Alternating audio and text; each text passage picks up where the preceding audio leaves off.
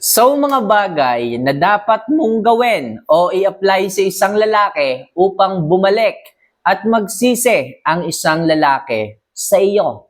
Ibig sabihin, yung lalaki magsisisi at muli siyang babalik sa iyo. May mga bagay lang kayong dapat gawin, dapat ibalik, at dapat ipakita sa isang lalaki upang sa ganon, pagsisihan niya ang lahat at ngayon humabol at bumuntot at muling bumalik sa inyo. Mga kamamay, kung gusto nyong mabaliktad ang sitwasyon, kung dati hindi niya makita ang halaga mo, pues, gawin mo lang yung mga bagay na sasabihin ko, yung mga bagay na ipagagawa sa iyo, para sa ganon, muli mong makita na muli siyang parang magiging aso at muling maghahabol sa iyo at babalik. Alright? Kung handa ka na mga kamamay, isa lang palagi ang aking hinihiling, if ever na nakaka-relate ka sa mga love advice na aking ginagawa, huwag mo sana kalimutan na mag-subscribe, mag-like, at mag-comment na rin sa ibaba. Malaki yung maitutulong niyan mga kamamay dito sa ating munting channel. Kung nagawa mo na yan, maraming salamat at simulan na natin ang ating topic ngayong hapon na ito. So ano nga ba yung mga bagay na maaari mong gawin upang magsisi at muling bumalik sa iyo ang ex o ang partner mo? So number 1, ipakita mo lang na mas sumaya ka na. Yes, mga kamamay, ganyan po ang mga lalaki. Once na ang mga lalaki ay lumayo or nakipaghiwalay or sabihin natin na naglaylo or nag-no contact rule sa inyo, ibig sabihin, may mga bagay silang pinagkakabisihan. So, ang gagawin nyo dyan, huwag kayong masyadong maghahabol, huwag kayong mai-stress, huwag kayong iiyak, huwag kayong magmumukmok. Anong dapat gawin? Ipakita mo lang na mas sumaya ka nung nawala siya, nung lumayo siya. Sa ganyang paraan, ang tendency ng isang lalaki, muli siyang babalik. Aalamin niya kung bakit bigla kang naging blooming. Bakit bigla kang sumayang umiti? Anong dahilan?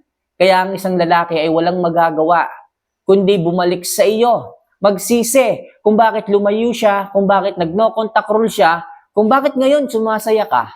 Ganyan ang mga lalaki, ewan ko sa mga yan. Sa kabila ng kanilang ginawang paglayo, bakit babalik noong masaya ka na? Bakit magsisisi nung nakikita ngumingiti ka na at nagiging blooming ka na?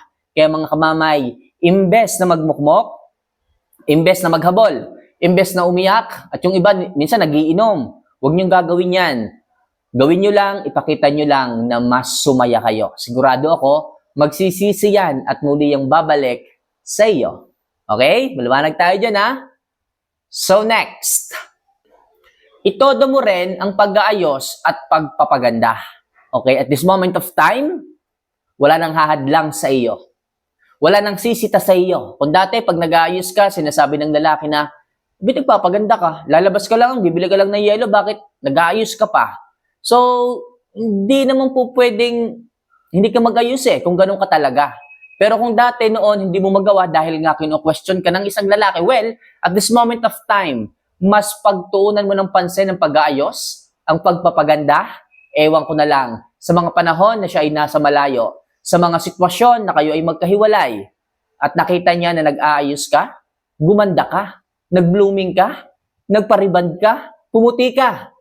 Ang pula ng nguso mo, ewan ko na lang, kung hindi yan magsisi at muli kang balikan. Dahil mas nakita niya na mas nag-improve ka, mas gumanda ka, mas sumeksi ka, mas pumuti ka, at mas naging attractive ka. So walang dahilan mga kamamay para hindi magsisi at para hindi muling bumalik sa iyo ang isang lalaki. Basta gawin mo lang yan. Itodo mo ang pag-ayos. Okay? Huwag mo nang isipin ang sasabihin ng ibang tao. Ano kung hinawalayan ka? Yun na nga wala nang dahilan para hindi ka mag-ayos. Gusto mo ba na hiniwalayan ka na tapos magiging losyang ka pa? Sino ngayon ang ma-attract sa'yo, di ba? Baka hindi ka lalong balikan ng isang lalaki kapag kaganyan. Well, kaya lagi ko sinasabi sa inyo, huwag kayong magpaka-stress kung alam nyo na wala naman sa inyo ang problema. Kung bakit kayo iniwan, wala sa inyo ang problema. Bakit kayo magpapaka-stress? Bakit hindi na lang kayo magpaganda, mag-ayos, magpa-sexy kung kaya? Sa ganyang paraan, ewan ko na lang. Kung hindi magsisi ang isang lalaki at muling bumalik sa iyo. Kaya mga kamamaya, mag-ayos, isagad ang pagpapaganda. Alright? So next, pwede bang tigil-tigilan mo na ang paghahabol sa kanya?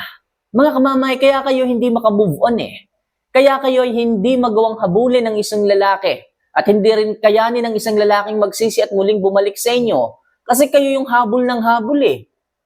High value na sana kayo mga kamamay. Okay na sana kayo mga kamamay eh. Maganda, mapagmahal, responsable, may hanap buhay, kayang pumera.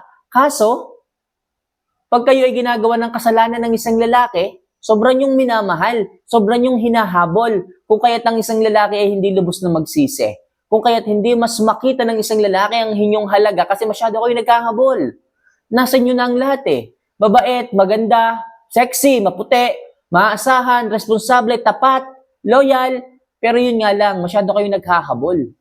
Masyado kayong, alam mo yun, masyado kayong mabait eh. Hindi sa lahat ng pagkakataon yung kabaitan ay makakatulong. Kapag niloko kayo, yung kabaitan, hindi dapat pinapairal yan. Kung niloko kayo, hayaan nyo silang maghabol. Sila yung may kasalanan eh. Hindi kayo. Kasi, tatandaan nyo hindi makikita ng isang lalaki kailan paman ang inyong halaga kapag kayo ay masyadong naghabol. Tipong kayo na nga ang niloko, kayo pang naghahabol. Pabayaan nyo. Hindi lang sila yung lalaki sa mundo, tatandaan nyo yan. Kung niloko kayo, hindi nyo kasalanan, hindi nyo kontrol ang utak, hindi nyo kontrol ang desisyon ng isang tao, ng isang lalaki.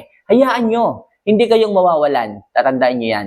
Kung may mga taong nagloko, kung may mga lalaking nagtaksil, at sila pa yung may ganang magpahabol, sila pa yung may ganang lumayo, ang kakapal naman ng mukha ng mga yan, hayaan mo kamamay. Hindi ikaw ang nawalan, hindi ikaw ang masasayang. Tatandaan nyo, nasa huli ang pagsisisi. Kung sino yung nakagawa ng kasalanan, hayaan nyo silang humabol, hayaan nyo silang bumalik. At sigurado ako mga kamamay, diyan magsisisi ang isang lalaki kapag wala nang naghahabol sa kanya, kapag wala nang nakaka-appreciate ng value niya, sapagkat wala naman talagang value siya eh.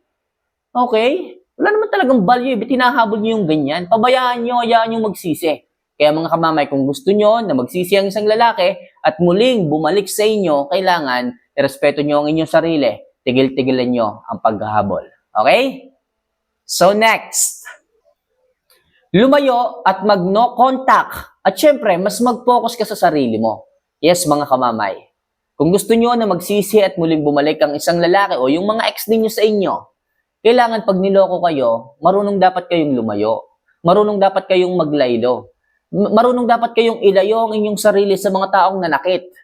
Tatandaan nyo, kapag mas binigyan nyo ng halaga ang ibang tao, lalo na yung mga taong nanakit sa inyo kaysa sa inyong sariling pagrespeto, habang buhay kayong iiyak, habang buhay kayong lalayo. Kailangan, kung saan kayo nadapa, dapat huwag niyong hayaan na muli ulit kayong madapa dyan. Dapat matuto kayo. Dapat marunong kayong tumindig, tumayo, lumayo, iwasan yung mga taong nanakit. Para sa ganon, maisip nila ang halaga mo, makita nila ang value mo. Kaya please sa halip na sa kanila mag-focus, sa halip na sila ang habulin, sa sarili na lang. Self-respect, self-love ang inyong gawin. At sigurado ako, after a few weeks, after a few months ng inyong paglayo at pag no contact rule, tapos nag-aayos pa kayo, nagpapaganda pa kayo, nagpapasexy, tapos paminsan-minsan ipinopost mo sa social media, hewan ko na lang. Yung mga lalaking sumayang sa inyo, ewan ko na lang kung hindi pa yan magising sa katotohanan at ewan ko na lang din kung makatulog pa yan sa gabi sa pag-iisip sa inyo, sa pag-iisip na babalik ako dito, hindi maaaring hindi. Mas naging high value, mas gumanda, mas sumeksi. Hindi ko hahayaan na mayroong ibang papalit sa akin. Yan ang iisipin ng isang lalaki. Kaya mga kamamaya, lumayo kung sinaktan, mag-no contact rule kung iniwan, at syempre mas mag-focus sa inyong sarili. Okay? And last, baguhin mo ang mga ugali na ikinaayaw niya noon sa iyo. Sabihin natin mga kamamay na nagtataka ka hanggang ngayon, nag-iisip, nagtatanong kung bakit siya lumayo, kung bakit ka iniwan. Kasi minsan, nasa atin din yung problema. Hindi naman kasi sa lahat ng pagkakataon, kaya lumalayo ang isang lalaki, sila yung toxic. Minsan kasi may mga ugali po tayo na kahit sabihin nila, hindi natin nakikita. Halos parang hindi natin naririnig. Kahit sabihin nila na, kaya nga ayoko sa'yo ganyan eh. Masyado kang chismosa eh. Masyado kang nakikialam eh. Kapag sinabi nila, make sure na nakikinig kayo. Kasi minsan, kapag ka sila hindi na okay sa inyong relasyon, lalo na sa inyong mga ugali, sinasabi nila. Kung halimbawa, napapansin nyo na palagi kayo nag-aaway, palagi kayo nagsisigawan, dahil sa may mga bagay kang nagagawang ganito, dahil sa mga bagay na nagagawa ka rin ganyan, tapos hindi mo pinakikinggan, hindi ka nagbabago, talagang maiiwanan ka at iiwanan ka.